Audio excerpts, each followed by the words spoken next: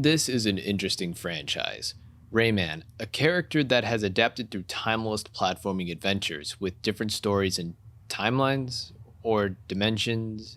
Yeah, I'm just as lost as you guys.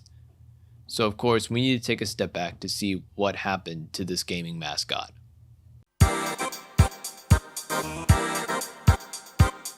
In 1992, Rayman was first created by Michel Ancel, a young French game developer and graphic designer from Montpellier, who worked with the game company Ubisoft. Ancel wanted to be the next person to make his own video game, against the other gaming mascots at the time. So he quickly went to work. Ancel brainstormed concepts ranging from Russian, Chinese, and Celtic stories he grew up learning, then used those as the base to create his character. At last, he created the iconic limbless hero we all know today. Now with Rayman born, he began to develop his game. After sharing his proposal with Ubisoft, they gave it a shot to see how it would do. Then in 1995, Rayman was released, and it was an incredible success. The game brought many new and unique features that no one had ever seen before. Even with a simple narrative, it still served its purpose of playing in this magical adventure-like game that looked vibrant, beautiful, and had an amazing soundtrack to top it off. Ubisoft risked it all for this one game, and it worked. All thanks to Ancel for his achievement. Rayman was playable on PlayStation, Sega Saturn, the Atari Jaguar, PC, and later down to the Game Boy Advance. After the first Rayman game, the team at Ubisoft all came to the decision for a sequel. Ancel was happy to deliver, or at least he wished he could have.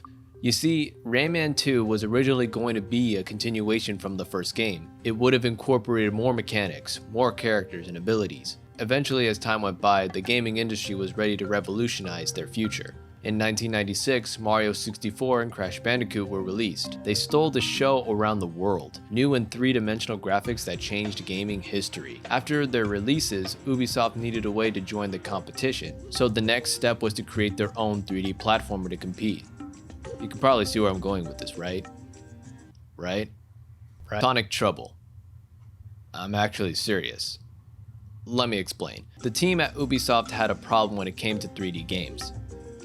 They didn't know how to make 3D games, and they used Sonic Trouble as their blueprint. This was an actual game that Ubisoft made to test out its 3D graphics engine. It actually worked for the team, and so the early Rayman 2 prototype was scrapped. Then the real Rayman 2 began its development. In 1999, Rayman 2: The Great Escape was released, and it was a massive success. It was sold to almost all the consoles that supported its 3D engine. Well, almost. This sequel blew people's minds. It had stunning graphics, amazing controls, fun platforming, awesome various gameplay mechanics, and it was the best-selling game during its time. Ubisoft had done it again, and it proved that they were capable of making a fun 3D game. The one interesting point about Rayman 2 was its tone. It was a shock to see it have a dark turn, yet it was very well executed. It even hooked me by how its theme changed from the first game. This sequel is still the best to this day, making it an absolute classic. Over time in 2000, Rayman 2 ended up being ported to more consoles. Then from 2001 through 2002, Ubisoft started releasing these Rayman spin-offs that were drastically different from their previous entries. They were these multiplayer race and combat style genres, bringing back characters from the second game and new ones that no one really knew. There were a lot of mixed reviews for these games, of course. It was strange to me as well, but I still have no clue what was going on. Ubisoft was probably experimenting during this time, unless it was Ancel's choice, I'm not sure.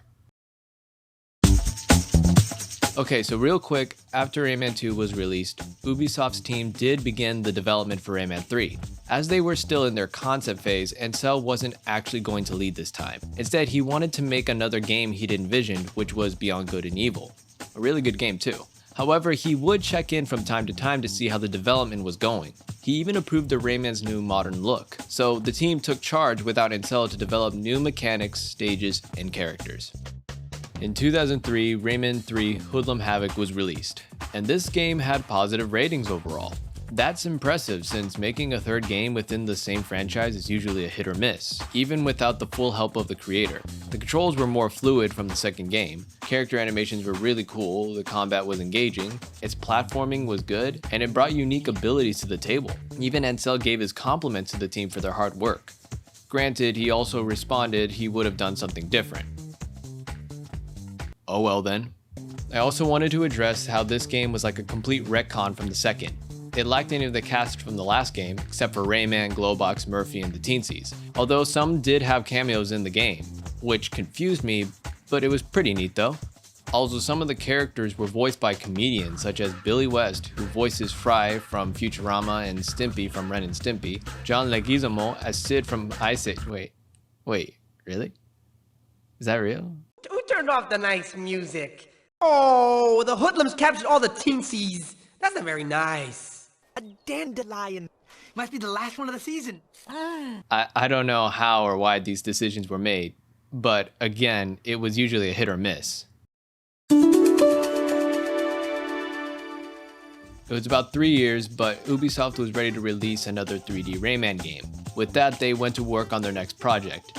This was the rumored Rayman 4 that everyone was expecting. What I found out was Ansel was interviewed about what the next Rayman game would introduce. Out of nowhere, he made a sketch of a rabbit and went with that, while riding a train from Montpellier to Paris. What the fuck? Ansel was back, and this meant we'd expect something big. Then Ubisoft revealed a trailer for their next Rayman game, Rayman Raving Rabbids. This reveal was insane, with details about new combat features, a new threat, romance, parodies, dancing, and much more. However, it was unfortunately cancelled. This was actually sad to hear, since everyone was shown this incredible potential that was Rayman 4. The original plan was to create this open world game, where Rayman fought an army of rabbids and zombie rabbids that appeared on screen. The plot was simple: stop the threat and save the damsel in distress, that being Rayman's new love interest. It all fell apart, or in this case, it was torn apart into this party game that we got in the end. It was a positive selling game, but I think it only got worse, as the Rabbids took the main stage, separating into their own franchise, leaving Rayman behind. What is ironic was the original story was still used, only for the handheld releases of Raving Rabbids, which were forgotten.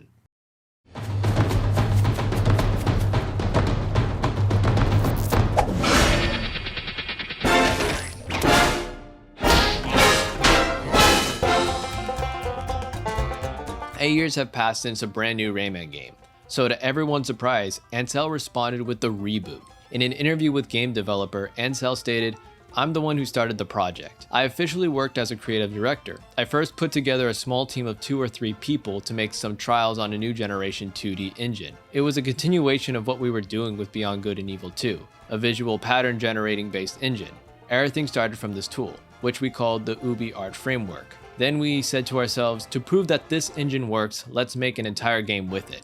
Then Rayman Origins was their next test. What originally turned into a series of storytelling adventures switched into a brand new 2D platformer, this time allowing 4 players to play on the screen simultaneously. This turned into a great selling game for the next-gen consoles. The artistic look was just beautiful. It was silly, fun, and entertaining for everyone to play. Even when it barely had a story, it brought a fresh new look for Rayman, and it felt like only the beginning. In 2013, 2 years later, Rayman Legends was released. Just like the success of Rayman Origins, the team used their UbiArt framework to make its sequel, with the visually updated graphics that look gorgeous, more new and returning levels to play, online matches, more characters to choose from, challenges, music levels, and much more. It felt like the best update to its predecessor, and it was a masterpiece. But obviously, it's not the best Rayman game without porting it to more consoles. It was very well received, and people considered it to be Game of the Year.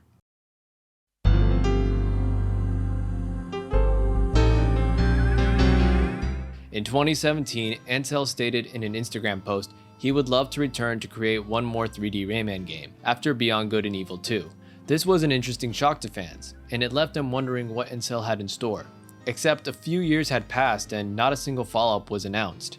In 2020, the pandemic had struck, as the news of every game company having to put everything on hold. It was worse to hear about these companies going through allegations. I'm not gonna get into any details since I'm not going over it in the video. Finally, the news was addressed, as Michel Ancel had announced his departure from the game industry in September 2020. Truly, it was a tough time for Rayman fans and for Ubisoft after its allegations were announced.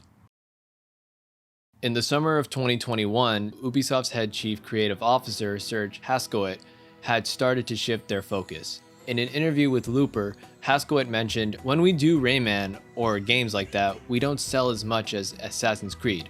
The team wants to be successful and sell millions, and we have more success with more adult-rated titles."